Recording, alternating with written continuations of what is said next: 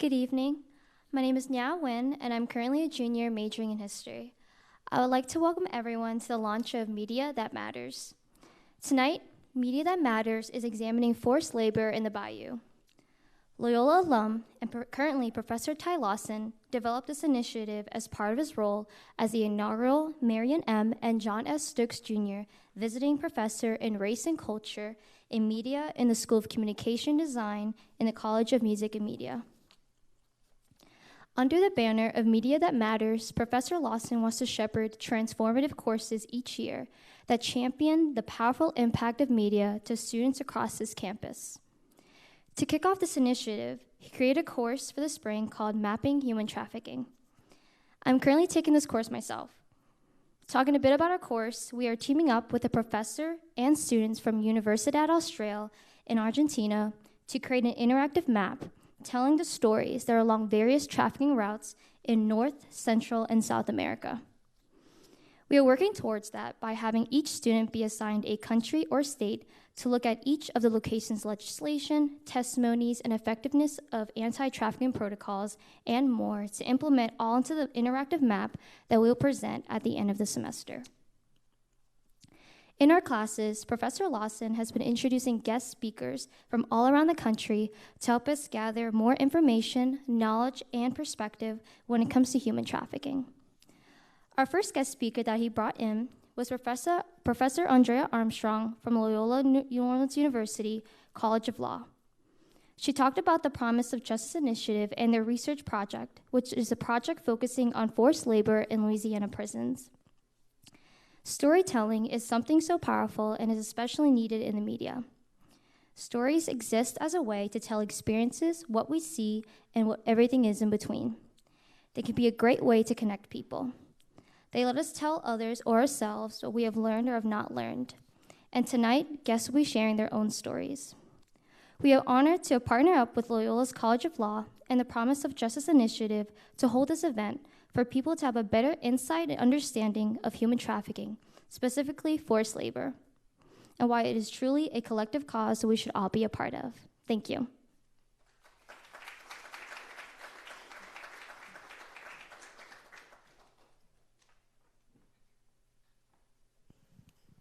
Test. I don't think this one's on. That's okay. Good evening, I'm Alexis Horton. And I'm Devin Cruz. Welcome to the first installment of the Media That Matters initiative in partnership with the School of Communication and Design. As it stands, 28 million people are trafficked worldwide. After drug dealing, human trafficking is tied with illegal arms as the second largest criminal industry in the world today, and it's the fastest growing. In fact, it's a $150 billion global industry. Anna? That's right, Devin. It's a big business. Human trafficking includes sex trafficking, labor trafficking, and child trafficking, and forced labor. Two types of labor trafficking taking place right here in Louisiana. One is forced labor through blackmail or deception, which is mostly seen in the cases of migrants according to the 2021 Human Trafficking Report. The other is prison labor, which is legal according to U.S. Constitution, but has come under fire in recent years. Brooklyn? Yes, Anna. Every day, thousands of people living in Louisiana prisons are forced to labor. Many hold grueling and unsafe jobs. All receive little to no pay. And this problem isn't just something that people are dealing with in Louisiana prisons' walls. This is something that people in Louisiana are dealing with all across the board. So tonight we're going to be talking about forced labor in the Bayou State. Alexis? Louisiana is ground zero for forced labor, partly because the state is home to Louisiana State Penitentiary, Angola. The prison occupies an 18,000-acre former plantation that's larger than the island of Manhattan. And the plantation soil worked by those incarcerated laborers today is the same soil worked during slavery. For much of the 20th and 21st centuries, Louisiana has also incarcerated a higher percent of its population than anywhere else in the world. And tonight, before we get to our panel, let's take a look at a clip from the End Plantation Prisons Project.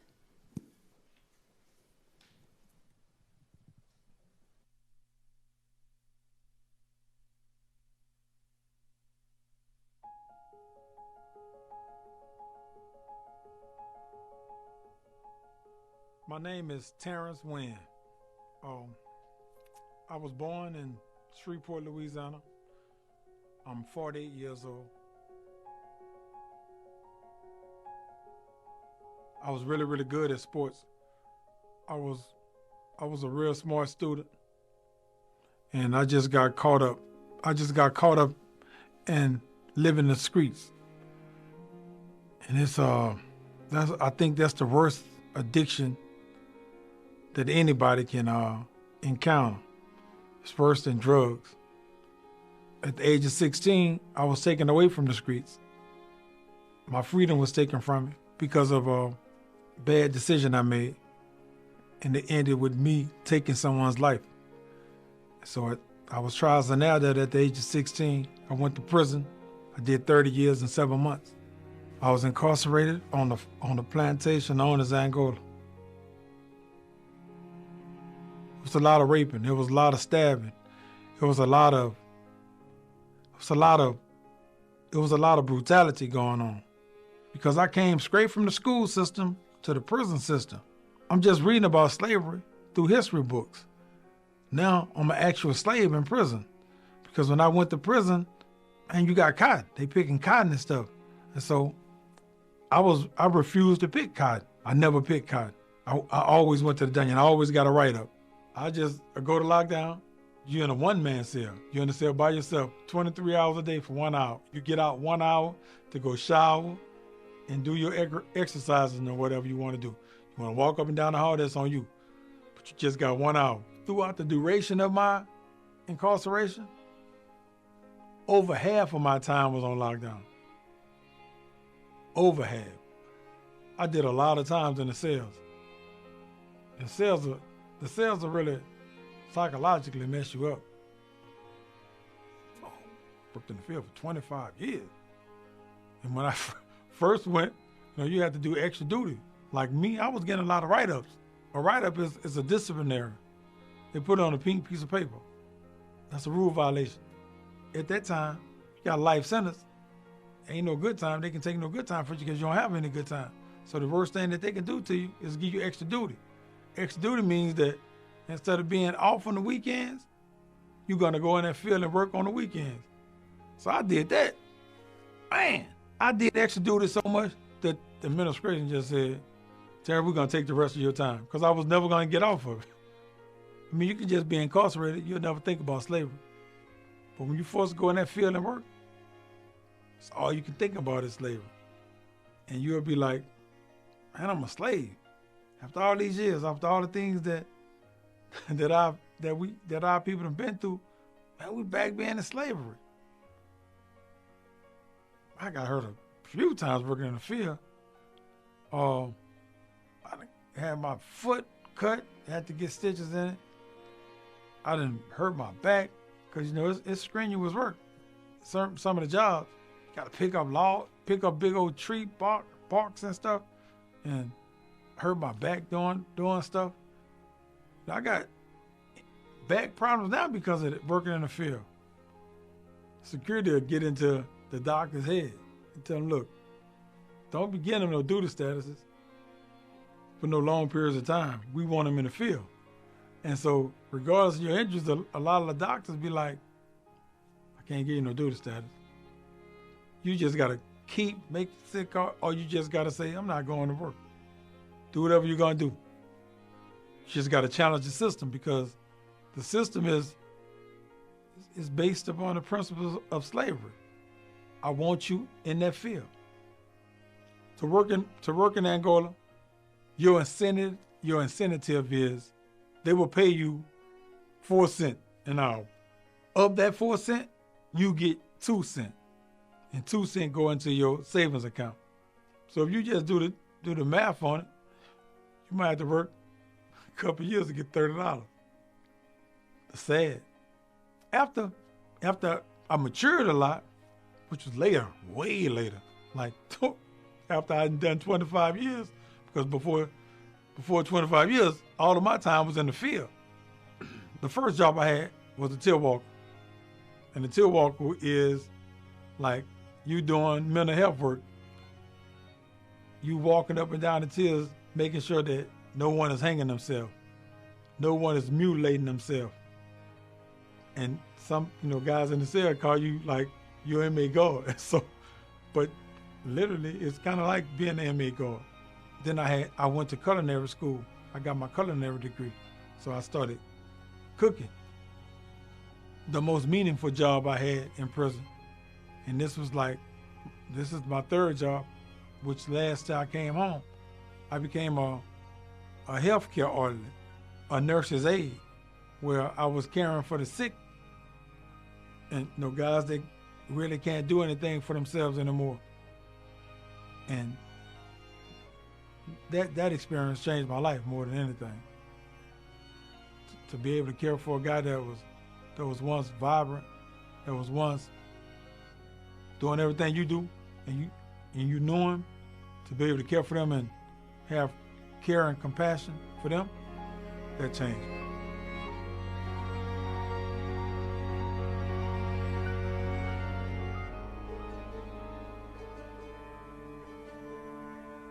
So there is a whole set of laws that only apply behind bars.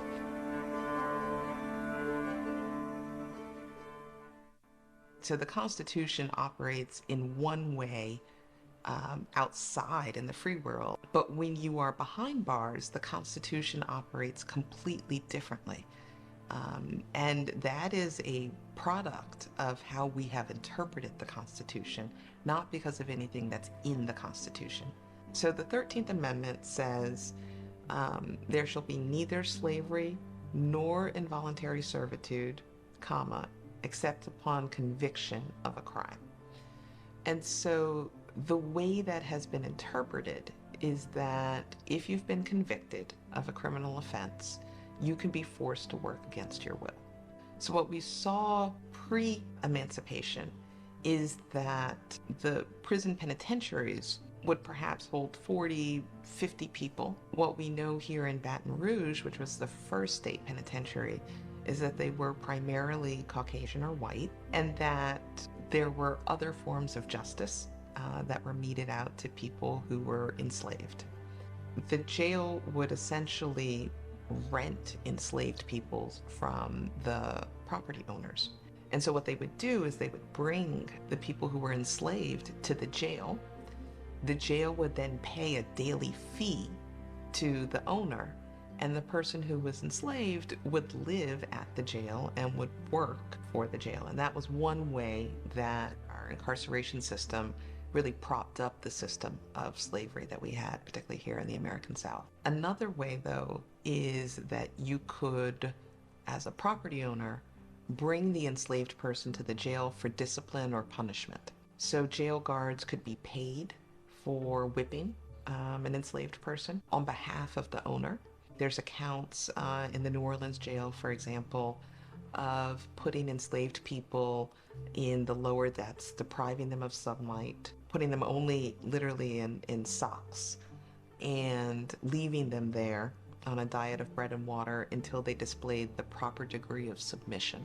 When we think about incarceration in America, it was related to and part of maintaining a system of slavery up until emancipation. But what we saw after emancipation, increasing local and state legislation that created something that's known as the Black Code. And these were the types of laws that would punish particular types of normally lawful behavior. And those sentences were also much more extreme. So, between the Black Codes, which were increasingly targeting recently freed people, and the development of other forms of housing because of this destruction of the first state penitentiary, we see in Louisiana the rise of these plantation prisons. Former plantations that were converted into prisons. Initially in Louisiana, after the Civil War, the state legislature outsourced the housing and maintenance needed for the state prison.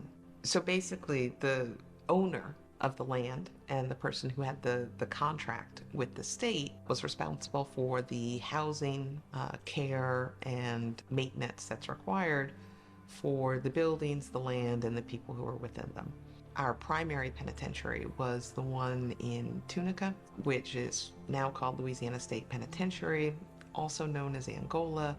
And accounts at that time talk about the nickname of Angola came about because the lessee thought that the best slaves came from Angola, from the African country of Angola. With the 13th Amendment providing a way to use recently freed people for labor, people tried to continue the same economic and social systems that had structured our society pre-emancipation, post-emancipation. But it was different in some ways than slavery. So there's a really famous quote by a private lessee who had also been a former slave owner. And he said it was different. He said, if one dies now, we just get another. Whereas if someone was enslaved, that was a capital asset for the owner. To some extent, you didn't want to harm your own assets. That doesn't mean that there wasn't brutality under slavery. It doesn't mean that people were treated with basic human dignity. But there was at least an economic incentive to not actively harm. When we get to convict leasing, there's no capital asset or value that is necessarily protected, because the idea is that if a person dies while laboring or in their care but incarcerated, that the state will simply fill that bed through its criminal legal system. So in 1901, the state took over the penitentiary system that had been developed as a convict lease system to private operators. But that simply changed the ownership of the land and the buildings. And so in a lot of ways, nothing really changed except the flow of money from one entity, a private entity, to a public entity. Some of the core elements of our infrastructure were built by prison labor. That includes our railroad tracks, that includes the levee system, that includes the laying down of some of the first kind of electrical lines for street lighting. It includes clearing forests for building roads across the state. And so I think the first is to say that a lot of the infrastructure that we do have was through prison labor. And, often at the same time, not necessarily being fed nutritious food to sustain them, not being housed in safe conditions, and not being provided with the safety gear that's necessary to do this type of dangerous work. One of the most important things for me is if we look at the text of the 13th Amendment, all that it says is that you can be forced to work if you've been convicted. That's all that it says. At the same time, judges have expanded the idea of what that means. And so this idea that you can be forced to work, yes, it's in the Constitution, but all of the harms that we see from incarcerated labor, those aren't in the Constitution. Those are fully within our day-to-day control. There should be, I think, some connection between the work that a person is doing and at least the idea that many of them will be released. All of them are human beings and develop skills and personalities and ways of contribution, whether it's behind the wall or whether it's as a free member of society after finishing their term. And in lots of different ways, what we train people to do does not match the types of jobs that are available for when they're released.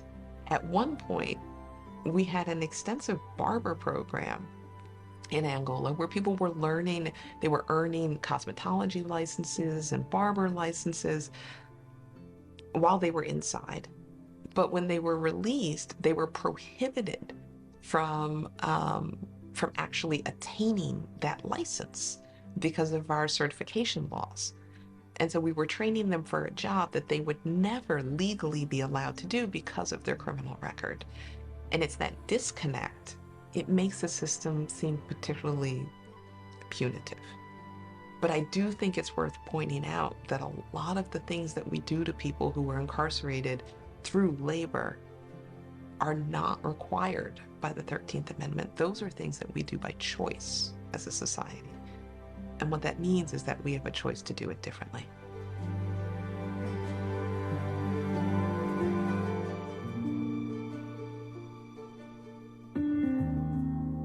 My name is Cedric Sanalis. I was born and raised in Shreveport, Louisiana.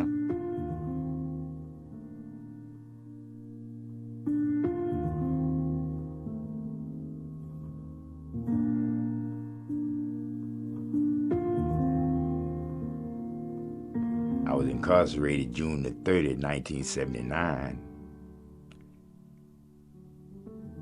And I was sentenced May the 24th, 1980.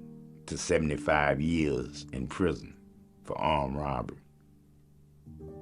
I was shipped to Angola, Louisiana State Penitentiary, the bloodiest penitentiary in the United States of America. And I was about 20 years old. I did 41 straight years before I was released. And I can still remember the day I got off the bus. Man told me, he said, we're gonna feed you good here, but you're gonna work. And they have a place for you if you don't wanna work. And it's sad. Solitary confinement, sleeping on the concrete floor or the concrete bed or the steel bed. I was working in the fields, picking cotton, picking every kind of vegetable you could think of, pulling corn stalks out the ground, pulling cotton stalks out the ground. Go out at 7 in the morning and work for about 3-4 hours. You come back in at 12, eat, and go right back out in it till 4 o'clock in the evening. And sometimes I used to be so tired, I wouldn't even go eat the last meal. I done walked miles and miles and miles in a line, double line, with tools on your back. Displaying blades. One cat walked out the line with a displaying blade and hit a dude right across his neck and cut his whole neck off, and his head was hanging and he was bleeding. And I seen that with my own eyes, you know. But then I started going to school and going back to school and got me a job in the kitchen, washing pots. Then they took me out washing pots, and I was a fry cook. I used to cook vegetables in the kitchen, you know. I had that job there. The next job I got was a dorm orderly job. A dorm orderly job was hard to get because you don't have to go out the dorm because you clean the dorm. You don't have to go in the fields, you know. And it was rough. You wouldn't believe the people that I done seen get killed in front of my face. You smell so much blood till everything smell like blood. And I had a tier walker job. A tier walker job is a job that Burl Cain gave the Angola system. It's that a lot of the field work had begun to stop, and they was trying to find jobs for inmates. So this is what the job is for. They'll pick you up on a shift and bring you to Camp J, or any lockdown camp with dudes in the cell. You have to walk up and down the tier all day or either all night. Whatever shift you're on, you just got to walk up and down the tier. If they want something, you go get it and bring it to them. You sweep the floor and you mop the floor. If you see anybody trying to hang themselves or something, you're supposed to go tell the people. But I didn't really have a job to go tell the people. I just had the job just to have it because it was a fun job. I was like, I can't stop nobody from hanging themselves. You know, they want to hang themselves or kill themselves. And I done seen a lot of people kill themselves in Angola. But I'm glad God got me out, because I didn't want to die in there. They have their own graveyards. If your people don't come get you, they bury you there. They got a big old graveyard they call Point Lookout. They call it Point Lookout. You would have to give up all your incentive pays to the state that you make, regardless of what job you had. And in return, they would cut your sentence. But like I was saying, another reason why I gave up my incentive, because God put my baby sister, Gwen, in a good position in life. She sent me money every month that I was in there. And I owe her the world. But I can't give it to her.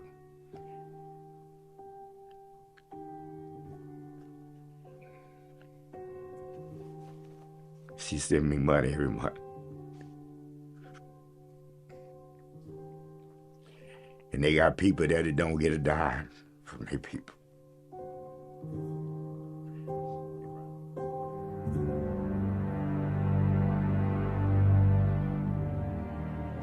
My name is Ronald Marshall. I was born in New Orleans, Louisiana. I'm 47 years of age.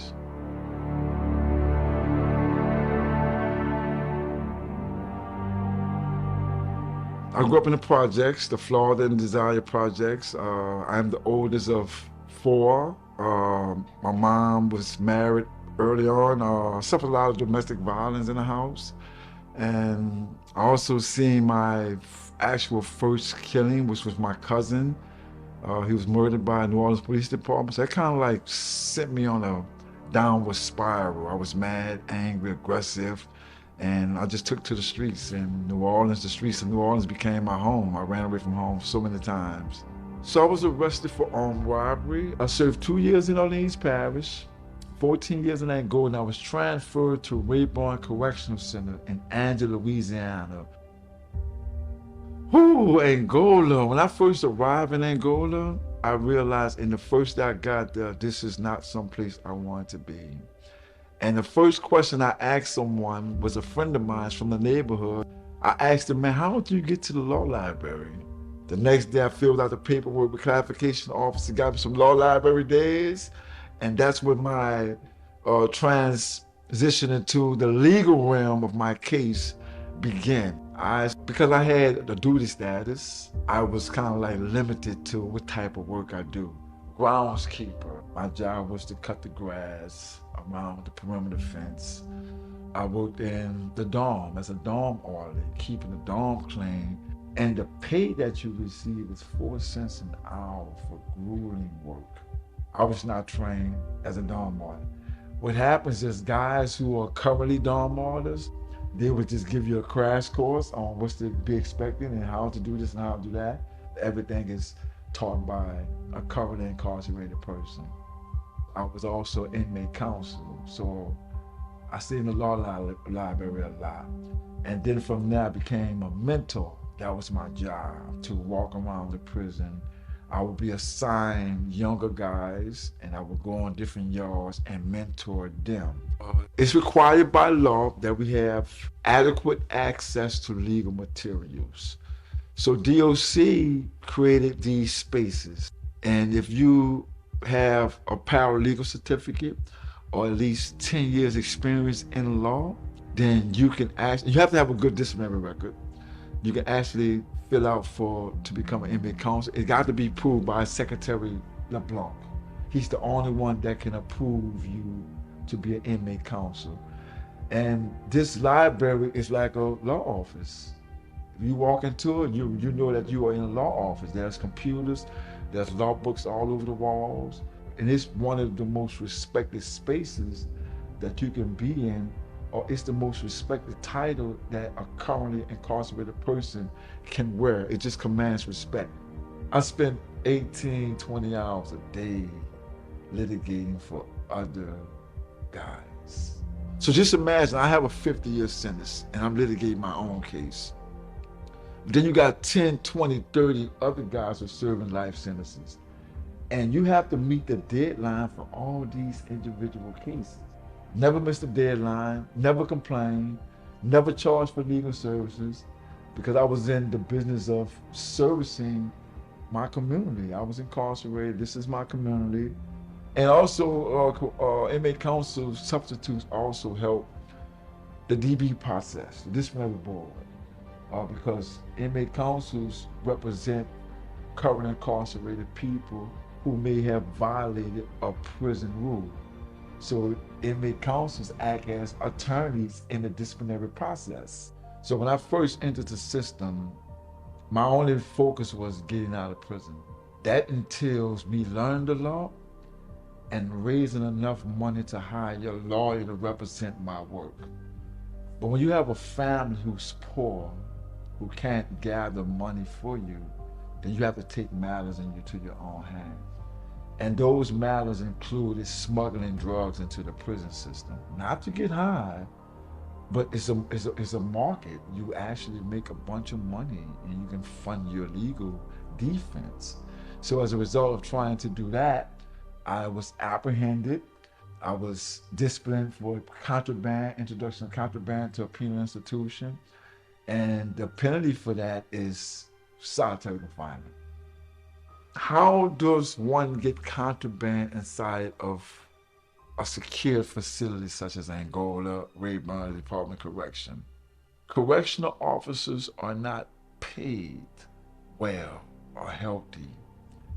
They supplement their pay by smuggling the drugs into the people incarcerated. There is a cap on what I can be paid for work in the Department of Corrections. So it's a sliding scale. Right now, inmate counsels make $1.25.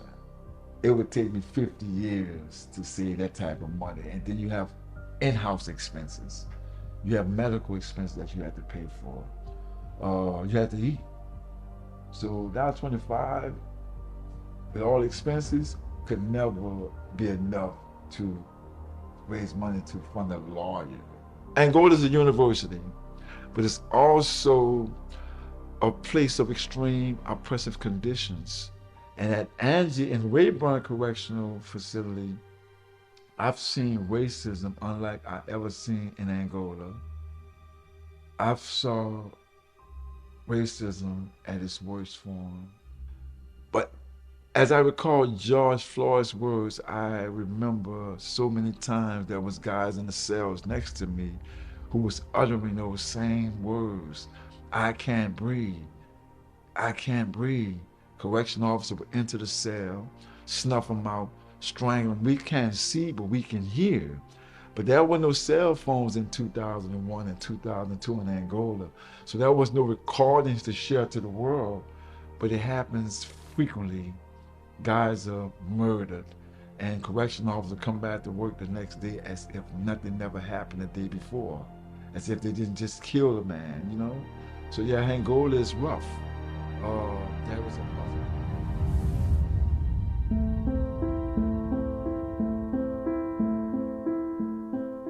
My name is Ingrid Hamilton. I was born in New Orleans, Louisiana, and I am 47 years of age.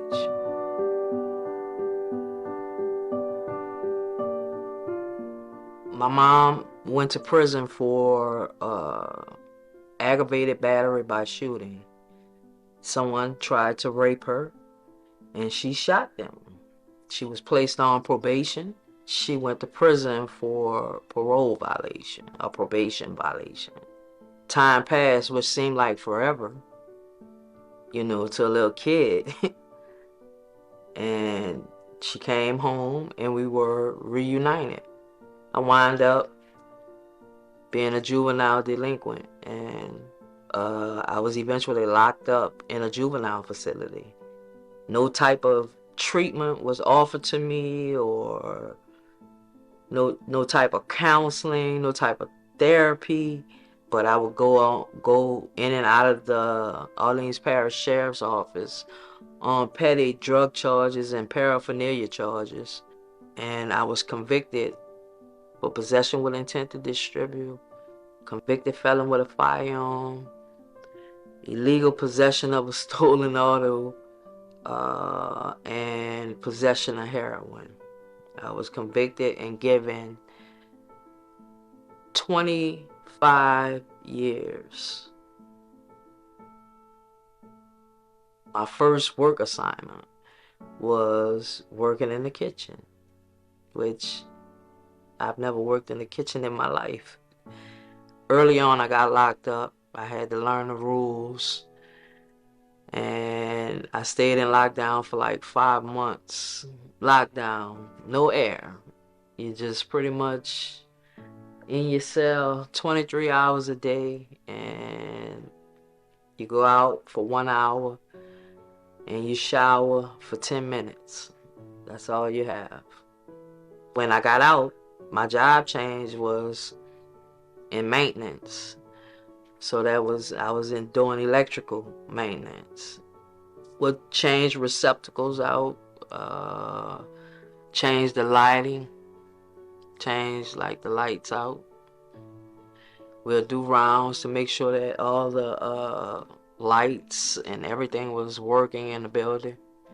And then I signed up for welding, and I got in welding classes. And while being in welding classes, I became a dog trainer because we had a dog training program at LCIW.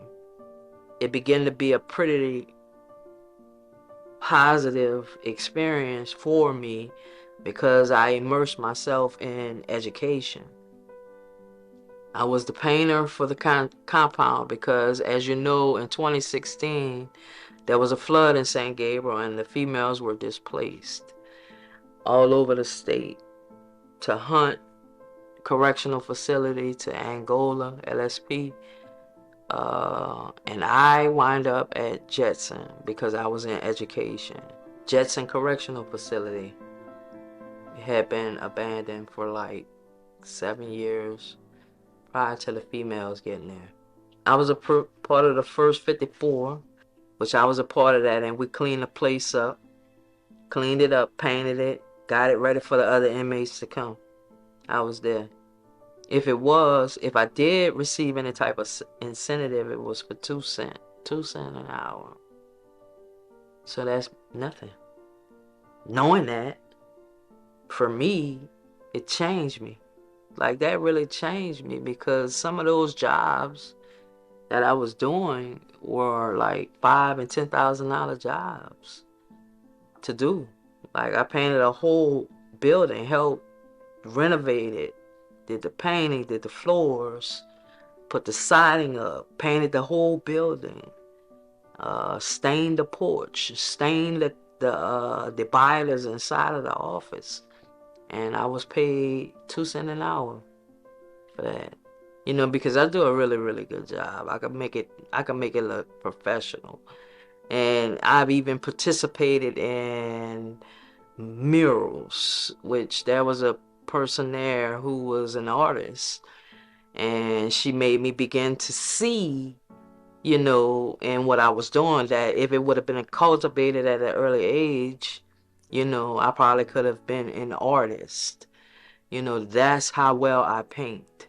It's like my mindset changed about work, period.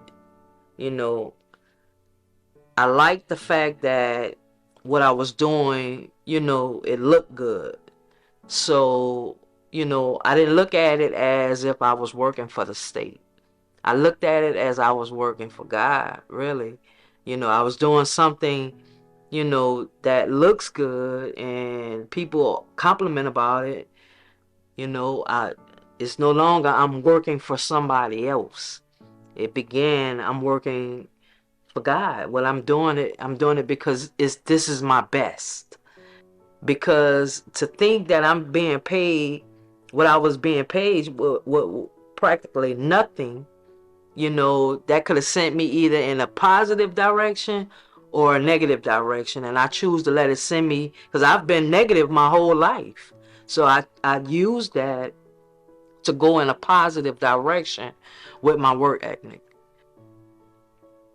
You have to pay the people. At least give them minimum wage. where they can make a living and sustain themselves. Because 2 cents an hour, you can't sustain anything from that. And slavery is illegal, except for a person who commits a criminal crime, right? They need to change the language in the Constitution. They really need to. You know, this has to stop. These are human beings still. Where is forgiveness? Because what you're saying is this person doesn't deserve a second chance at life.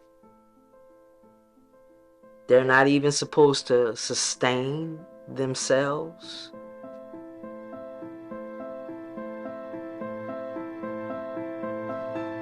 I would say pay them.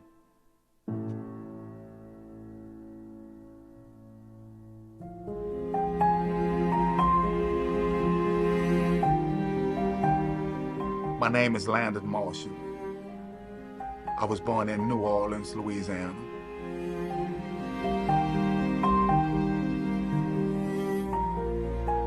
I was growing up in our Field housing project, come from a dysfunctional family. My mother, it was 11 of us. My mother tried her best to, give us the proper, raise us properly. Eventually, she had to work to raise all 11 of us, and eventually she couldn't watch us all, and I branched out running with bad guys. I was charged with second-degree murder. My original sentence was life without parole, probation, just life. It's bittersweet because you have, when you go to Angola, you have opportunities. You have a chance to educate yourself, to elevate yourself, make a change in your life. It's the only way is you have to take those opportunities. If you want to make a better person in your life, it's change. Don't get me wrong. Being in there is not something I enjoy, but I think if it wasn't for Angola, I wouldn't be here right now today. It saved my life. It changed me, as a better person, as a man that, just appreciate life, period. You have to work. If you don't work, you're gonna be on extended lockdown. You're gonna work or extended lockdown. Yes, ma'am, I have worked, for those 28 years in Angola. I worked in the Angola field for like 11 years straight. I had worked in the kitchen, several times I was a dome oiler, a walk oiler, several jobs in Angola, yeah. I haven't received any training. I was put in there and just do it. And if you don't do it, you will get locked up or get rolled up. But other guys in the field, that a few guys I knew that, showed me how to do it, but you don't receive any training at all.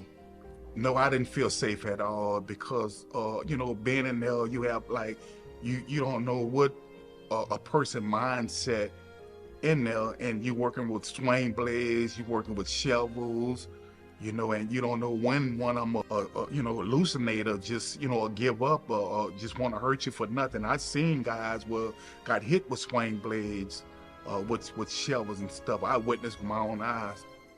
I was paid 2 cents an hour. Sometime when I first went up there, my mother had passed. My brother had got himself in a financial problem, and I would buy cosmetics with the money that I had. Would buy my hygiene, soap, deodorant, and that was all I can buy it with. It's not nothing. I was barely making it with that. No, indeed, no.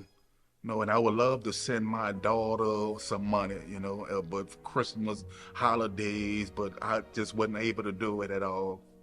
Enterprise company, that's the factory on the compound of Angola. There's a company that's, you make tags for Louisiana tags, mattress for DOC, and the welding, that's you do that, weld beds in Angola for the beds and stuff like that. Majority of it was leave Angola. Majority of it, some will stay, or like for instance, like the mattress and stuff, that's mostly they make for DOC. But like the tags plants, the tag plants, they ship that out to the state. The matter factory, I wanted to run my own factory business, and I was really keyed into that one there. You know, it was like, like I said, I wanted to run my own factory business. I just be fantasizing of running my own business. And it was, you know, it was just crazy. And that's the one I really liked it, you know, the tag plant. It's the chemicals, the chemicals, it just, I suffer with asthma, and it was bother my asthma. I couldn't breathe. I always had to walk outside to catch my breath and stuff, you know. That's why I never stood there that long. I was 20 years old when I first got locked up. Innocent, I really took it hard. I just kept my faith in God, and I just knew one day that I was gonna be right here. It's so crazy. I have a son. He is in Angola too for second-degree murder. He told me he was innocent. My daughter, we talk, but it's the relationship is destroyed. Man, it's destroyed.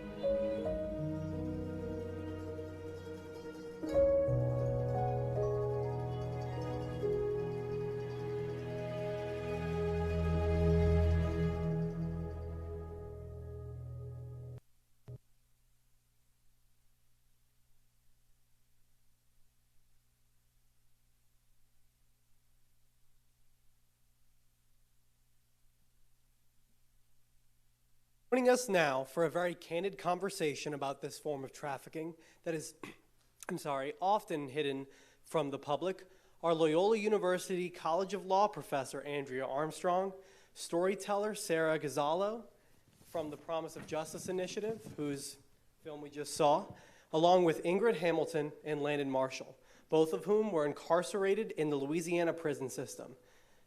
Thank you all for being here.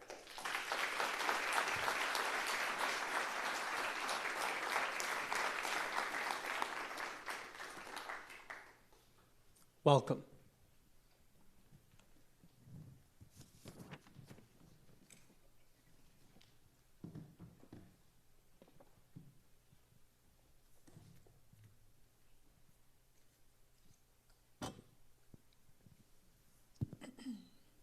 Devin, you want to start us off with questions?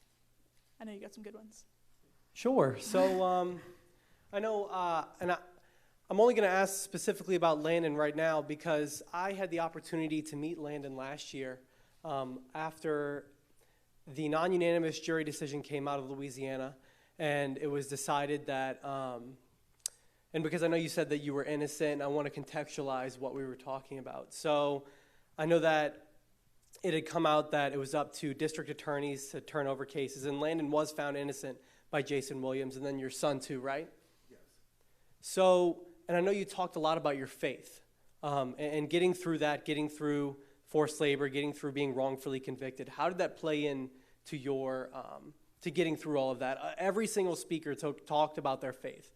And so what did that mean to you? Well, like I said, I grew up in poverty. Like it was 11 of us, and I grew up in poverty in New Orleans, and it was a struggle for my mother. And as like, for instance, like the electric man come put our lights out. Look, 5 minutes later, my mother would put the lights back on. You know, I didn't know how she fed us. You know, we had, you know, where she get the money from to feed us. And when I got to Angola, I was like, Jesus, I don't want to be in here. You know, I'm looking around, say, I don't want to be in here. And those surviving skills kicked in, you know, and my faith with God that kicked in, you know. Ingrid, how about you? I know you also talked about your faith as well. Well, I think it has a lot to do with, you know, that's how we keep our sanity. by holding on to that spiritual aspect of ourselves and saying, you know, I got myself in this situation, and I'm trusting that God is going to get me out of it. You know, you got to hold on to that. You know, because if not, it's possible that you can lose your mind. You know, because there's people walking around in there with their mind completely gone. You know, think about that. Razor wires, fences, you can't leave when you want to leave, period. Right, and I seen so many people gave up, gave in, and gave out. I just held on to God. That what kept me strong. So we talked a lot about, obviously paid very little. 2 cents is not a livable wage. But what are some possible solutions to maybe having better payment? Because obviously you get paid 2 cents an hour, suddenly you're out and you don't have money saved up. You don't have a livable wage once you're out. So, in a world where inflation is hitting all of us, and I'm sure like paying for eggs is hard for a college student, for you guys maybe not having money even saved up, I'm trying to think of a good way of wording this, but how did you overcome that once you got out? What was your solution? I'll go first, Larry. Let me just say that I came home, December 21st, 2021. And then, I had family support. Of course, my dad, he lives in Houston, which was kind of like my financial backing when I was in prison. So, when I got out, my aunt pretty much held me up. And in holding me up, I got a job. For me, it's easy because I'm very skilled at what I do. As you can see, I talked about that in the video. I'm very good at what I do, when I'm working, and I had, over the summer of 2022, I had 2 jobs. I left one job and went to another, and I saved my money. And 2023, I've been rewarded with my own vehicle, my own, house and apartment, rather, and a good job. I work for the city of New Orleans. The city of New Orleans do believe in second chances, in the department that I work in. I came home in 2021, August 2021, several jobs, construction, landscaping, and I mean, it's a struggle, it was a struggle in prison, and it's a struggle on the streets, so, but, I just, still positive, right thinking, right acting, right reacting, and just, continue to work. I will, have guys, I know a lot of guys that own their own house, they will call me, clean up their house, do some landscaping around their house, just, various jobs, yeah, it doesn't matter. Call me, I'm coming.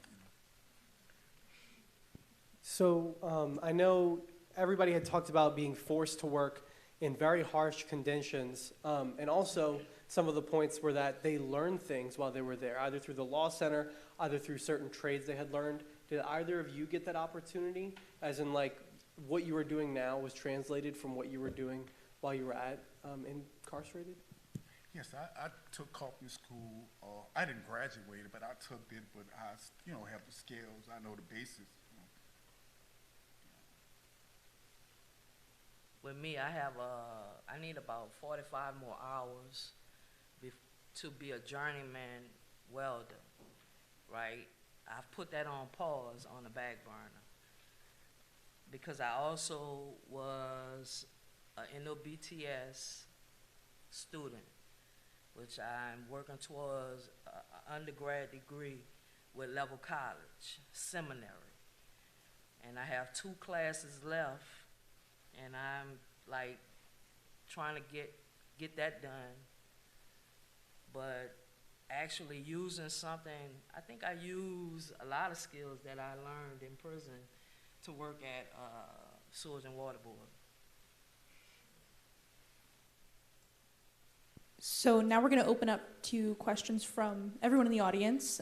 Brooklyn and Anna are we're gonna have the mics out there for you.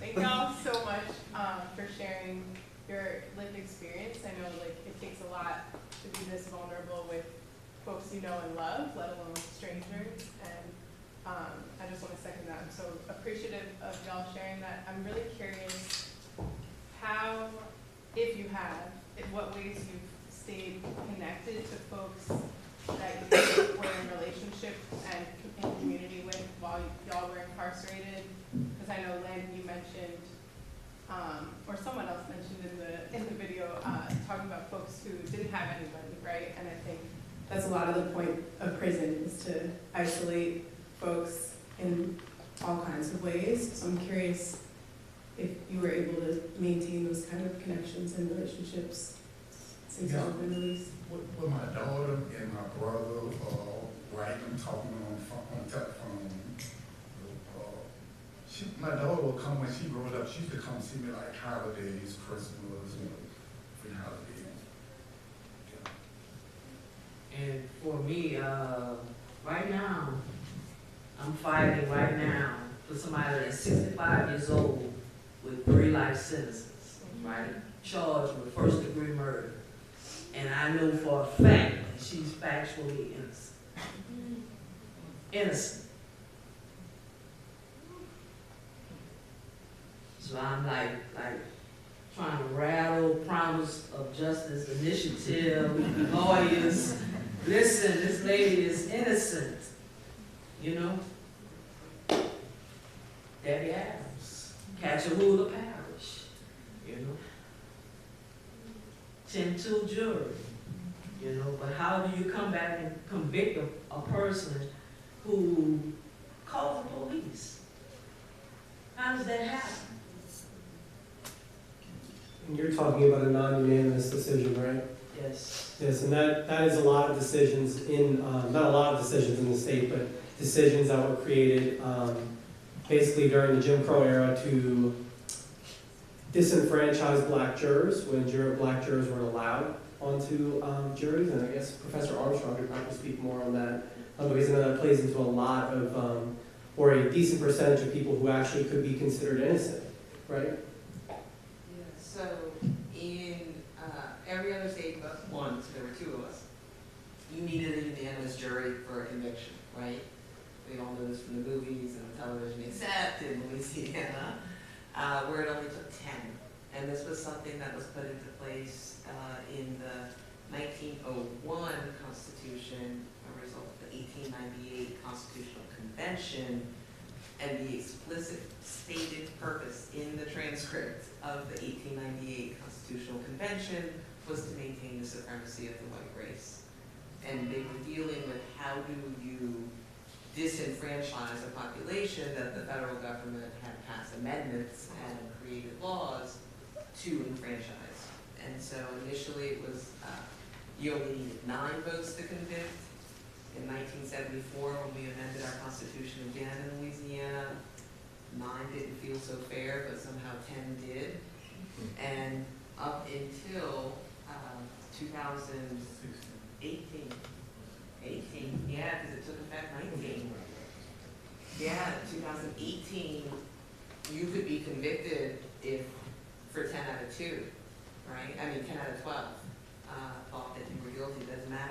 two who thought that you weren't. So what that meant is we amended the Constitution, gave Louisiana, went to the ballots, amended the Constitution to require unanimous juries, but only for new trials. So all the folks who have exhausted their appeals, and about, what was it, 40, about 1,500 total, were left behind. They're serving sentences on split jury verdicts. And the Promise of Justice Initiative has been working really hard to address all of these leftover cases because the courts have denied them a chance for rehearing, both state courts and federal courts. The legislature repeatedly has refused to adopt draft bills that were submitted to provide a process to hear these 1,500 cases. So the legislative session starts again in April. And if you are interested, I believe that there will be yet another attempt to address these 1,500 cases. You should look up promiseofjustice.org. They've got materials and resources, and you can join them in April in Baton Rouge to try and convince the legislators that it's unfair that 1,500 people are serving sentences on split jury. And there is a meeting March 21st at the John Thompson Legacy Center at 6 p.m. That's 1212 St. Bernard. 6 p.m. Come organize with us as we go to the legislature and demand change. Hello, I have two. Hi. I have questions for Ingrid and Langdon, and again, thank you guys so much for being a part of this day. It means so much to so many of us. Thank you, and for everybody doing the work you're doing. One question is around inside, on the inside, what did you all do for celebrations? Like when there was a birthday or any holidays, did you have any moments of joy? I used to listen to Ear Hustle, the podcast. And I would hear different stories of things that were created that some of the offenders did. So just was curious about how that might have gone down inside. I was depressed. Yeah, being honest. That's, well, it depressed me. Yeah. Well, because I was a part of a seminary family, there would always be a card for me, you know, when I entered the classroom. But other than that, any other type of celebration would be me on a basketball court with my headphones or in a library somewhere in a book. That's what I get joy out of, you know, like studying or on my bed studying, you know, something like that. Did you celebrate your birthdays? Not really, you know, it's just, I just didn't participate in stuff like that. Not me, I just, you know. Okay, my second question, forgive me, I hope saying the word offenders, I'm not really sure what the term is, the human beings. What's the term, Andrea? People. People, thank you very much. Incarcerated people. Yeah. Thank you. Right, I think that was the right thing to say, so thank you very much.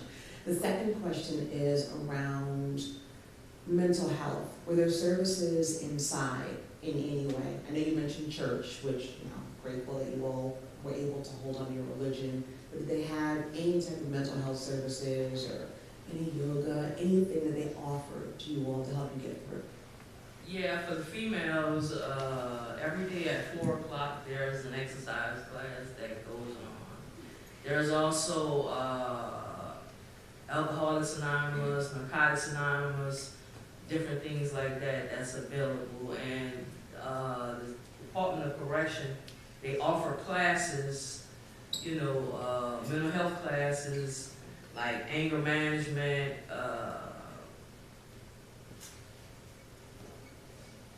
something around trauma. There's different classes that they offer that you can take, and most people take them to get a credit, but you know, things like AA, NA, and exercise is by choice.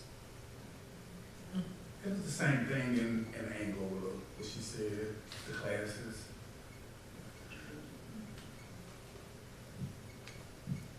And you can request to see a social worker if you want to see one, you know, if you have an issue. Do they help? I mean, you sit down one-on-one with them, you know, but really like trauma on a whole nother level needs to be addressed, period, in prison.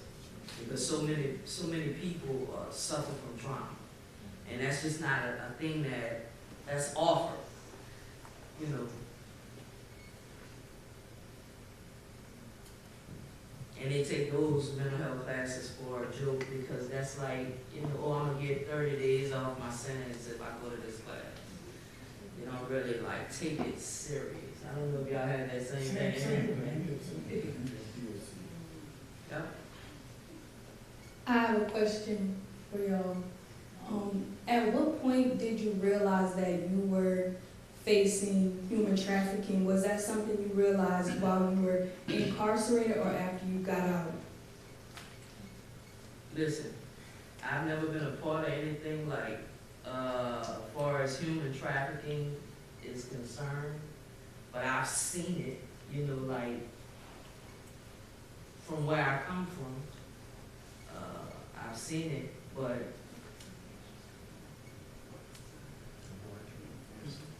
Yeah, like forced labor. Forced labor. I'm sorry, I should have used that word. Oh, okay.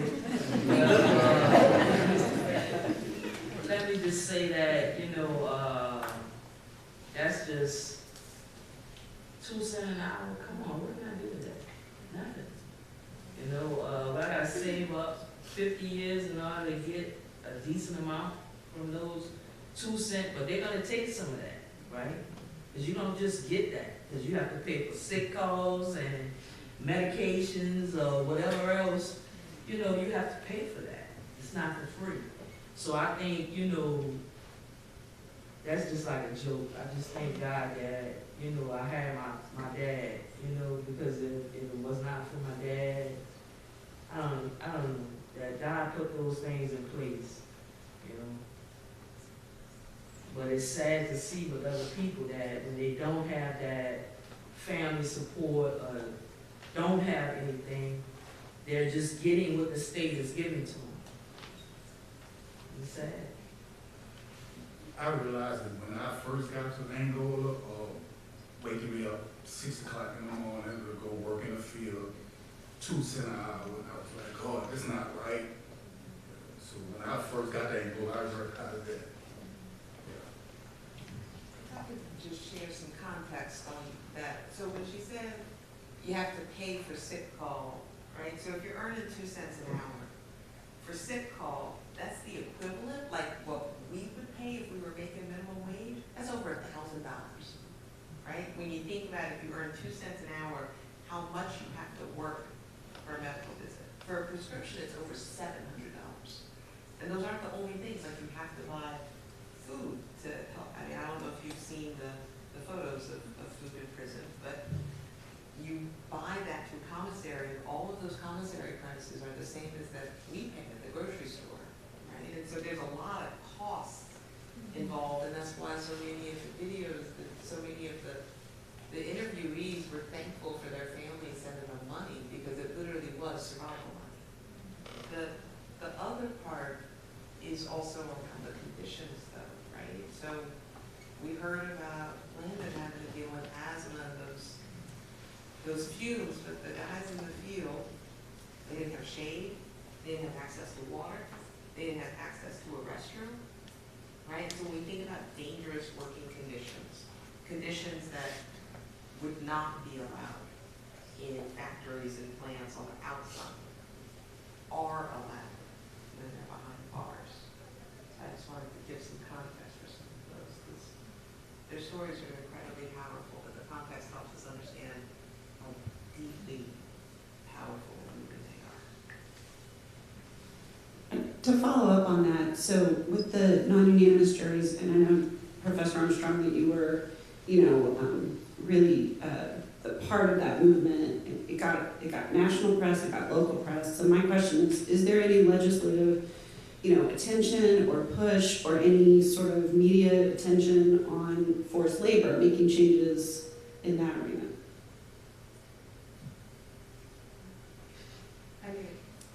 I think that people are starting to hear. Look at all of the people in this room.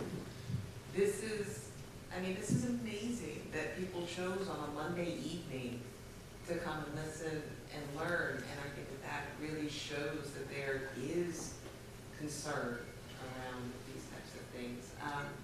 If you do go to thepromiseofjustice.org, they have a map that will show you everywhere that prison labor exists in this state. And it really is everywhere, right? So if you go to the legislature in April and go to the cafeteria, the people who are serving you lunch are incarcerated. And yet they are safe enough to chop all the food and serve our elected representatives and us without glass between, it's just, so why are they locked up? If they're so safe that they can be in the seat of government and serve food, then it just boggles the mind. And there is a bill coming. There was one last year. Y'all probably voted on it. It was confusing. The language was changed in the last minute. That bill is coming back. Decarcerate. Louisiana is bringing it back. They're going to try to fix it. So pay attention to that because there will be some legislation.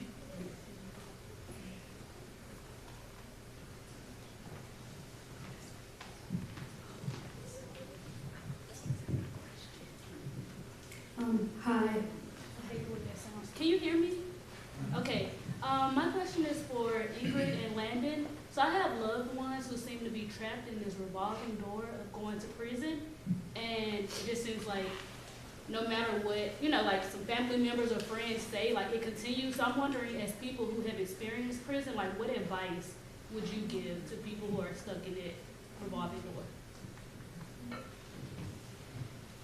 I can say that I went through that. I went through that in my teenage years. I was 17, 18, 19, 20 years old. As a result of substance abuse issues, it was like a revolving door for me. And it slowed up, but it really didn't stop until I was ready to stop. That person has to make a conscious choice to change. They have to surrender to whatever their vice is. Surrender. Yes, she's right. You have to change your environment, your company, who you hang out with, change the way you think and the way you think.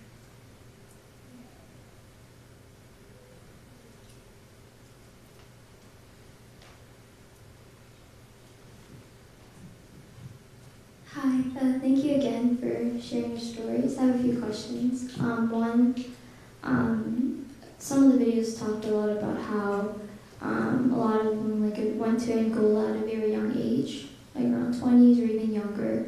How often did you see younger people like that in Angola or some of these correction facilities? I've seen a lot, and right before I come home, it was getting worse.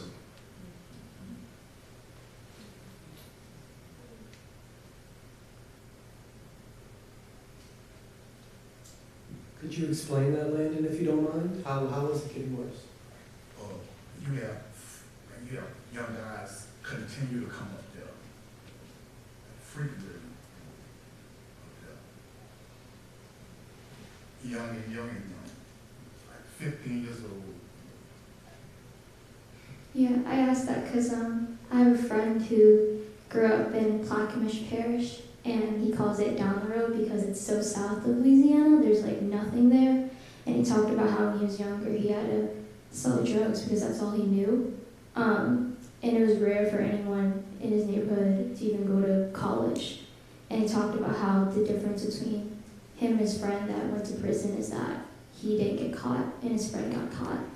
And so he never takes it for granted that he went to college and all these things, and he always tried to express to me that the mindset of the people that, like the young people that had to go to prison, like again, that's all they knew in their life. They really didn't feel like they had any other option. So that's why I wanted to ask about that. Thank you. Thank you so much for being here and sharing your stories. I'm curious, what messages resonate the most with legislators in trying to affect change or get them to advocate for the bill about the juries or about the forced labor? What kind of messages make them change their minds in your experience? You just keep falling on deaf ears.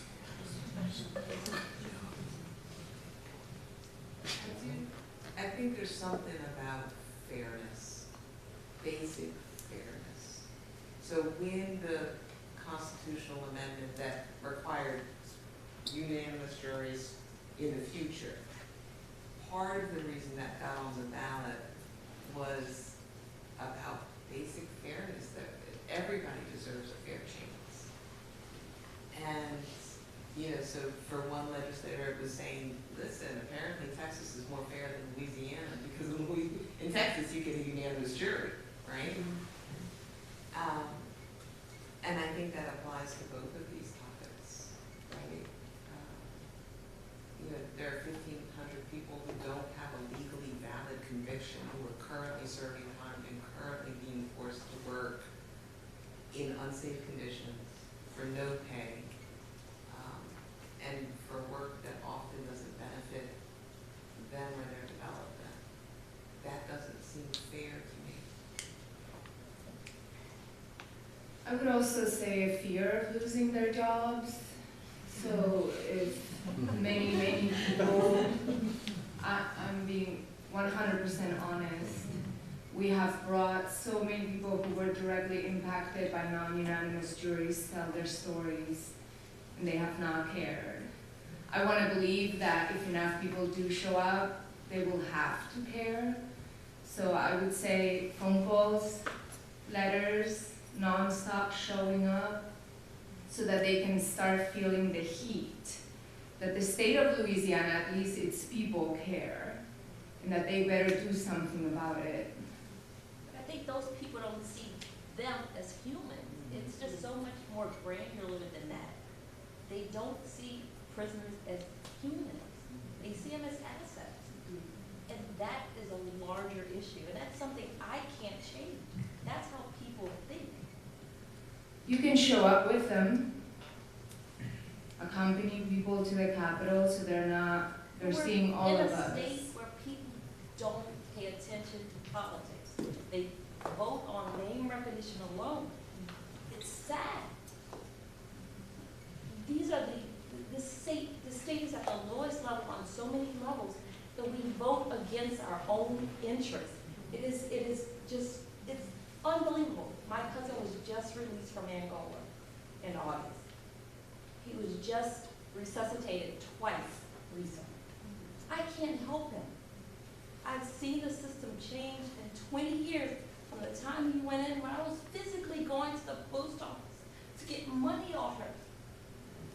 Till later when he was there, I was spending $10 to send him $20. The system is set up for families not to support. It's set up for a family, for you guys not to succeed. What he is dealing with now to get a simple job or even just simple housing is ridiculous. And I can't do anything for him. I can give him a GED book, but he doesn't have the skills to actually study and learn. Everything in there, I have lived. I have written letters, I have sent money, I have called wardens, I have dealt with it all. I can't do anything. It starts so much at a higher level, but when you have, I'm not gonna curse,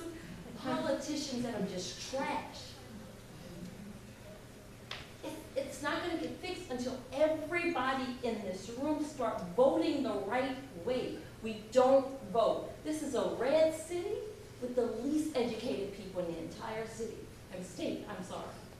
I don't get it. I am from New Orleans. I've only moved back after 30 years of being away. It is difficult to stay here. I can't watch it. I can't continue living in a city where the people are being taken advantage of. It is clearly the have and have not. So I and I have lots of these conversations. This is painful for me to watch. I can't do anything. I can vote, but all I'm going to see on election night is red. That's all I'm going to see. I don't know what to do. I don't know what to do.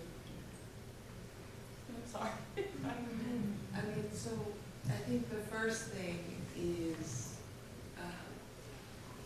over the last decade, I have seen in this city incredible community support coming together, because it's impossible to do alone. You are absolutely right. But afterwards, maybe we can connect and we can pull together some different groups and spaces, because how are you going to do it alone? What it took an entire state to break, right? But I think another part of this is we did win on unanimous juries. Carried 62 out of 64 parishes. It is possible. And there are other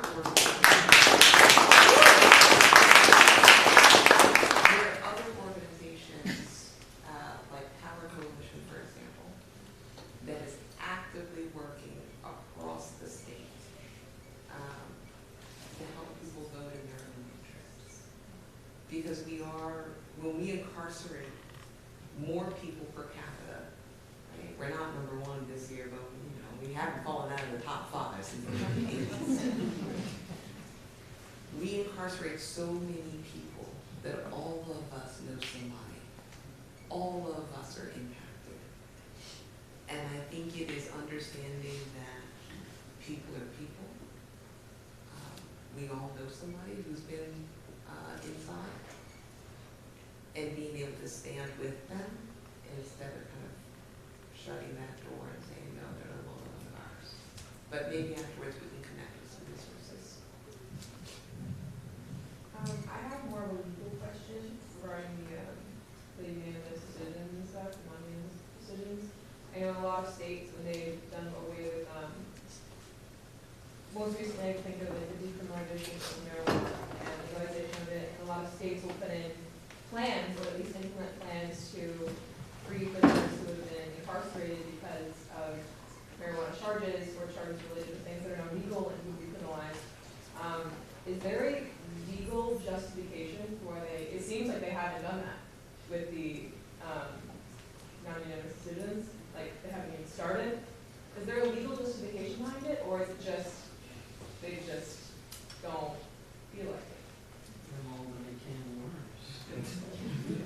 That's a can of worms. You want to open that? Correct. You know, but it's unconstitutional in the same sense. I don't want to look at it. It's too much.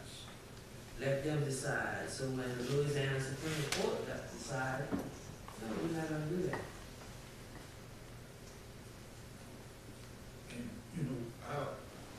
Well, before myself, I tell you that all those guys with non-unanimous decision are innocent, but you have a lot of innocent and a lot guilty, but you have Supreme Court rule unconstitutional.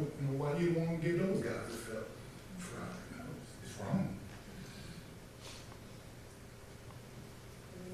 They do have, they've issued opinions, they have words. I mean, I think what they're saying is right, that there is a sense of, we don't even want to deal with it, where it's not our problem, it's another branch's problem. But one of the legal obstacles that they cite is that they say that it's not necessarily, it's not a rule that was enshrined in the past, it's a new rule, and so we're not going to apply it retroactive. There's a whole doctrine around retroactive application of the law. And so the U.S. Supreme Court had a chance to look at retroactivity and decided not to, right? It said it just wasn't enshrined in a long-held belief, the right to a unanimous jury, which follows the line. Louisiana Supreme Court has also had a chance to look at it, and I think in dicta, in both cases, they said, well, it's the legislature's problem. They should fix it, not courts. And so, but then the legislature hasn't fixed it.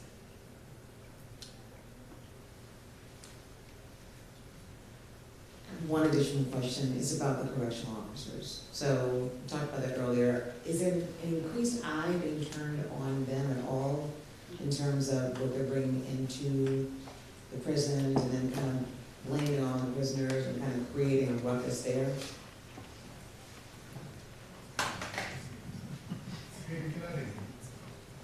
Repeat that. I was asking about the correctional officers. So earlier it was mentioned in the film where someone was speaking just about how they bring a lot of the contraband in and then they kind of create issues for a lot of people that are on the inside. So I'm just wondering, is an increased eye being turned on them to kind of get them to stop? Or is that just continuing to happen and just even more and more? I know in Angola this continues to happen. You have wardens got arrested for bringing drugs in. You know, it's crazy. They've been arrested. Yeah, yeah. And that does not happen with the females. The female is a different environment, very different from the males. Very different. How so? What do you mean? Like at Angola with the men just, they have more opportunity, even down to the meal that they're served. They get 2 pieces of chicken, we get 1. Yeah, you see what I'm saying? Because a man dynamic is different from a woman, so it's just handled different. And when you have a correctional officer who's a female that's around the male, there's a little manipulation that can go on. That doesn't happen with the females. It just doesn't happen. No manipulation. You know, they're not willing to take a chance, you know, with their job for a female like they would with a male. Just gonna give it to you straight. That's just the way it is. Hi, this is Kevin Fitzpatrick with Catholic Charities. I just wanted to add, we've got a group of 40, or about 40 of us, to strategize how to make the unanimous juries retroactive. So we are working on it. Full disclosure, I haven't had a meeting for a while, but Allison Prairie is leading the group so that we can come up with a way to bring it to the legislature to make this happen. And that's the meeting on March 21st at 6 p.m. Thompson Legacy Center, 1212 St. Bernard. So education is very powerful, and that video is just, it just messed me up. How do we get this before the right audience?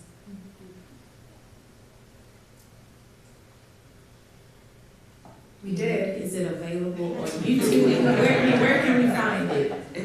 How can we find it so that we can continue to, convene a meeting with legislators and, whatever have you to get this out to the masses? Dr. Hunter, I'll make sure you have it. I'll connect you with them. There's a website. It's called labor.promiseofjustice.org. And it has the map that Professor Armstrong was talking about with all the information. I want to shout out, plug Michael Como over there. And also one of the attorneys of the 1,500 people incarcerated with non-unanimous juries. He gathered the information that's on that map, and then there is a page with all the testimonials that's going to continue to grow. And at the table, some of our amazing organizers with the National Lawyers Guild student chapter from the law school. They printed out QR codes that you can scan. They'll take you right to the joint, where you can also sign a petition around forced labor. Well, we'd like to thank you all so much for joining us for our first edition of Media That Matters. We hope that you join us in May for our next edition when we unveil our official human trafficking map that tracks the routes and experiences of people who were trafficked throughout Americas. Thank you all. And before we say goodnight, I know we've held you for a little while. Professor Lawson would like to say a few words.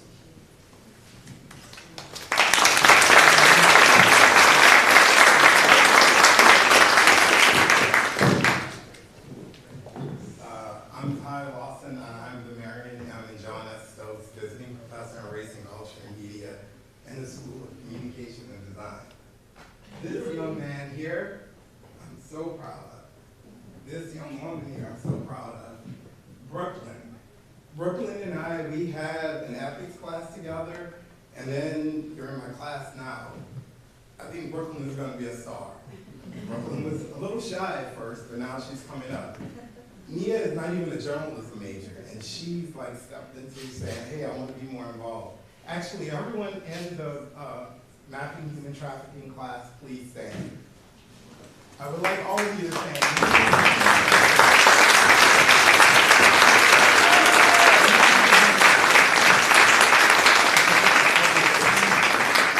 This is not a required class. This is an elective, and they all decided to join me on this weird little journey, but it's been great. I think people like Professor Armstrong, who I consider one of my heroes here at Loyola and all the things she does.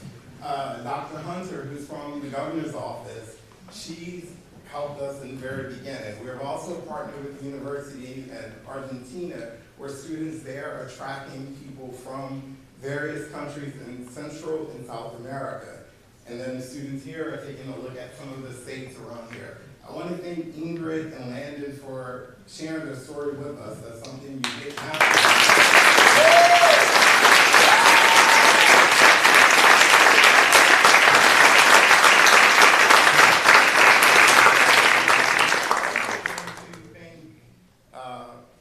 Sarah Ghazala, you've been an amazing collaborator in this.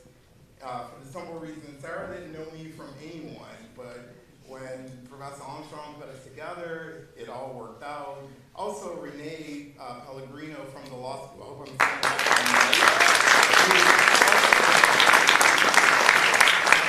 I just want to thank you all for joining us and working with my students in this class. It's a little, just a little swag bag from the School of Communication and Design.